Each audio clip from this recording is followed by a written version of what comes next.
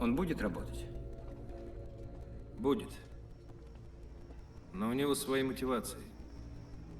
Это не страшно. Главное, что он понял, что нам нужно. Перехватчики его уровня либо работают с нами добровольно, либо... За деньги? Либо не работают совсем. Испытание глушака в Протопьевске произвело на него впечатление. Надо думать. Я передам ему остальные детали дела. Поторопись.